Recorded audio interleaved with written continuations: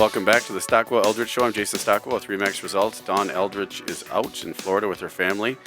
We have Stephanie Havel with Wells Fargo, and if you're joining us, we also have David Arbit with the Minneapolis Association of Realtors. And we've been talking in the last couple segments about statistics and what's happening in the Twin Cities market and how looking back can tell you a lot of what's going on. And also you can look at the data to help you determine what's happening in the marketplace where you want to buy or if you want to sell.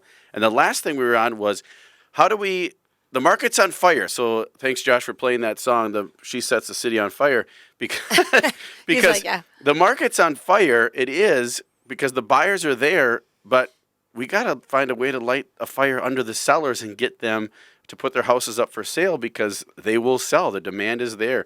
And the buyers are missing out, and the buyers are ready to buy, but the sellers aren't ready to sell yet. So how do we motivate these sellers to put their house on the market and actually sell, and then let a new buyer, someone else, come in, enjoy that home that you've had for 10, 20, 30, 40 years, and maybe renovate it, maybe do something to it, but at least let someone else enjoy that. And then where do you go? That's the biggest question, is where do you go after that? And that's what's been holding up a lot of the marketplace, I think. So. Well, and I think, Dave, so two comments on that. You're going to talk about, I think you said we had some information on new construction. And, and I would just say, to the buyers, continue to get pre-approved. Come, you can give me a call, visit my website, or go into a Wells Fargo to get pre-approved so that you are ready. Because as you've mentioned, there's multiple times you might not even think, maybe we're going to think in the later spring when kids are out of school, or in the fall when the kids are back in school. But you really want to be prepared. And sometimes, it might take a little bit, depending on your situation, if you've had a change in jobs or moved things or savings or this or that. But it's never too early to start the preparation process of at least getting to know where you're at and where things stand. Same thing with selling your home. So we have buyers right now that are putting things on hold. They're pre-approved. They're ready to buy. And I don't know if you're hearing this from other agents, David, or other people in the industry, but they're ready to buy. And we were out looking, and we've actually attempted to buy, put offers in on properties, and they're just going to take a time out and wait. And they're probably going to wait for that 11,000 inventory to get up somewhere, even back to the halfway to the 06 levels of 30,000 inventory. But that could be a while, right? They could be waiting a while then. Who knows this trend, I don't know if it's something that's going to get fixed in 6 months. All of a sudden, boom, we're going to have a massive flux of inventory because the foreclosure market isn't there, clearly, and it probably won't be there. Yeah. Where's that inventory going to come from? Where the heck is it going to come from? Yeah. So I wouldn't hold my breath for 30,000. Let's just start with that, or 15,000. But slowly, we're kind of getting a little bit better. But then there's two ways to look at this: year over year, so April versus April versus April, January versus January, July versus July. But, there's this seasonality where obviously inventory kind of spikes in spring and summer, kind of falls off into the fall and winter. And, you don't have that in San Diego and Miami because it doesn't reach minus 20 in these regions. And so we do see, activity fall off a little bit, seller and buyer activity fall off a little bit. But, big picture, 10 years ago, we were talking heads in the media and economists and researchers were asking the question, are these millennials ever going to move out of Loring Park? Are they ever going to get rid of these condos? Yep. And will we have this horrendous oversupply of white picket fences in the suburbs where we just overbuilt? We have too many suburban homes. And as boomers are downsizing, kids are moving out, empty nesters are emptying the nest, will we have this crisis where we'll have 5 white picket fence homes for every one former condo millennial couple, that's kind of moving out of the city? Yep. And what's so fascinating, so when we were asking, will the millennials ever move back in 06, 07, now we're asking, will we ever be able to pry these listings out of their cold fingers? and so it's kind of funny how the conversation has changed. Yep. And, people move for lots of reasons: schools, growing families, closer to, you name it, a place of worship, a favorite restaurant, whatever, a job change, or being close to work, you name it. So there's always going to be some activity. There's always people moving and doing things, but is it enough and is it in balance? So one of the questions we get a lot is, so how do we grow our way out of this?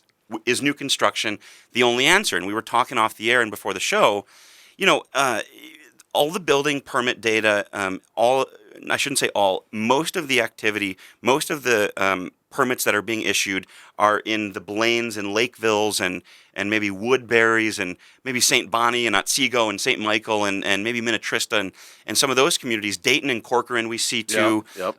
Those are pretty high flying when it comes to permits. But the real winners are, and don't forget Apple Valley's building their whole downtown. I think they have like 500 units permitted. We'll see how many of those are rentals and so other things happening. Center of Ramsey, up in Maple Grove by the outlets up there, the Albertville outlets. I know there's a lot of activity up there too. But not every millennial wants to live in Blaine or Lakeville. I think eventually when they have another kid or kid number 2 or 3 on the way, or maybe if aging parents come back to live with them, we see a lot of the multi-generational households now, not just in our immigrant communities, but also really across the board. So, new construction's well and good, but it's not necessarily the product that a 20-year-old or a 30-year-old couple will start off in. Yeah, they're $400,000 or looking $500,000 exactly start out in. Right? It's not profitable to build for under $300,000 or $400,000. Yeah, It's exactly right. Jason nailed it. So where are these $225,000, $250,000, $280,000 South Minneapolis or Highland Park, St. Paul, or North End, or wherever.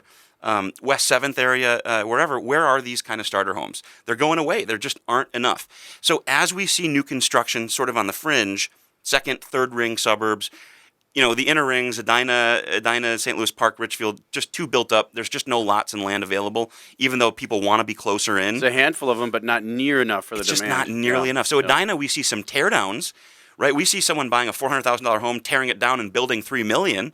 Right, but that's kind of a different starter segment. home for no. Just kidding. Yeah, exactly. Nice starter home if if you're pulling $10 million a year, no problem. I want to meet the guy that's doing that. Yeah, we'll go ahead and set up that lunch for you. So but we just need more churn. We need more activity on the supply side. Sellers start to move up, move down. They free up existing supply that's in the more affordable ends of the price spectrum, and that's really where a lot of the buyer demand is. So, David, is this?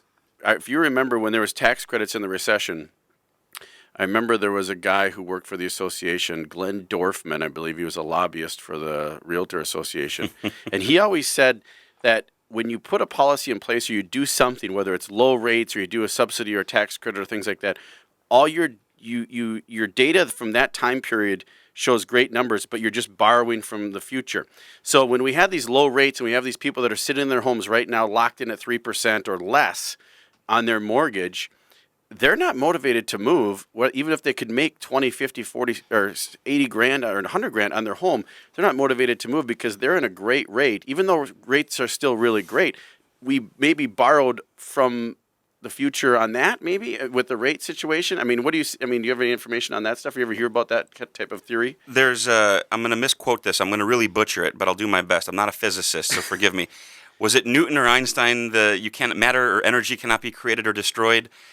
Right? Only shifted or whatever? It can only kind of be shifted. So exactly like Jason said, what we saw when we had that tax credit, it's kind of Uncle Sam dangling that $8,000 carrot in front of our faces. And, consumers, there's this thing called rational choice or rational actor theory. Consumers respond rationally to incentives. You hand someone free money, they're going to want to take the money. Yep. What a crazy idea, right?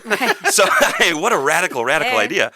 And so what we saw is, just like you said, it tended to borrow. So the 2009 and 2010 tax credit, the first-time home buyer credits, I think it was $8,000 or $8,500. Yep. And it sort of incentivized 2011 demand into 2010. It displaced 2011 and 2012 demand into 2009 and 2010. It sort of borrowed from those later years. So yeah, it looked great, but it was kind of at the cost of later. It wasn't just free additional demand where we pulled, all sorts of new people into the marketplace. These are people who would have been buying anyway, but their decision was just sort of hurried up a little bit. Accelerated, exactly. And then the interest rates.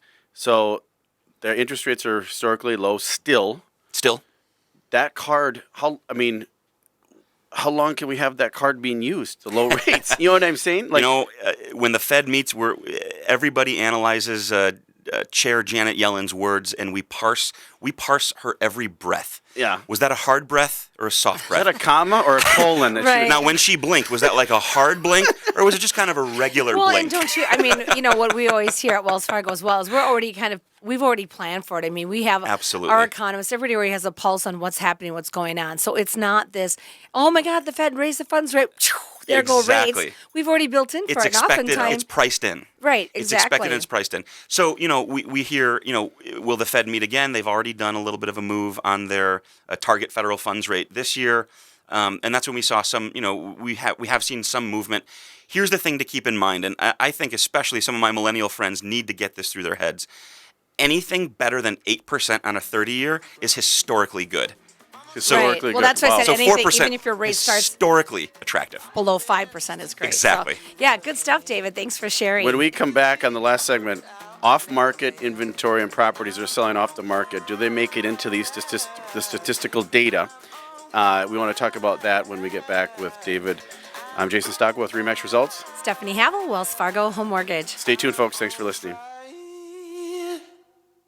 Fireball.